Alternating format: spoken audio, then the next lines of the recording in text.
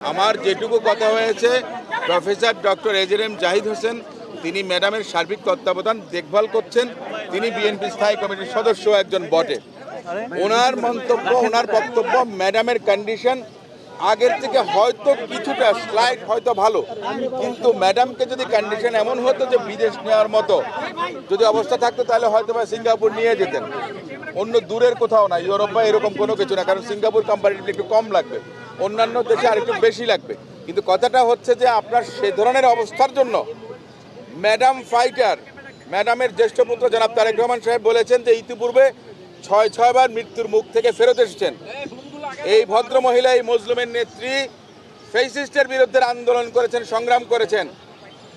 তিনি দেশবাসীর কাছে ডক্টর জাহিদ দোয়া চেয়েছেন ম্যাডামের জন্য যে গণতন্ত্র এদেশে প্রতিষ্ঠিত হয়েছে সেটা যেন তিনি দেখে যেতে পারেন, এবং এটা আমরা কামনা করি যে সমগ্র বাংলাদেশের প্রতিটি মসজিদে, মন্দিরে, গির্জায় বেগম খালেদা জিয়ার জন্যে দোয়া চাওয়া হয়েছে।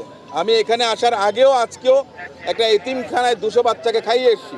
গতকালকেও এতিমখানার এতিম বাচ্চাদের জন্য আমরা বিভিন্ন জায়গায়, এই যে এতগুলো মানুষের কোটি কোটি হাত, এখানে মিরাকলের দরকার আছে, এবং সেই মিরাকলটা হোক এটাই আমাদের প্রত্যাশা।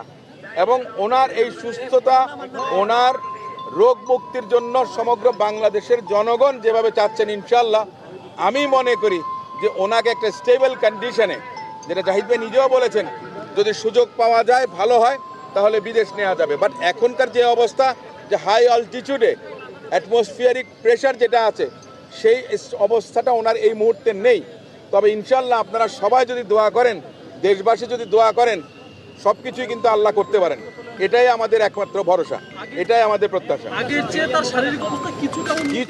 কিছুটা কিন্তু সেটাকে স্টেবল বলা যাবে না, কিংবা খারাপ হয়েছে তাও বলা যাবে না, এই মাঝামাঝিতে আছে। শুধু একটা উত্তরণ দরকার যে ওনাকে মনে করেন যে ফার্দার যারা প্রোটোকলটা মেনটেন করতে পারবে সে ধরনের ট্রিটমেন্ট যেন পেতে পারেন, অন্তত সেই অবস্থাটা তো উনি আসুন, এটাই আমাদের সবার দোয়া এবং প্রার্থনা।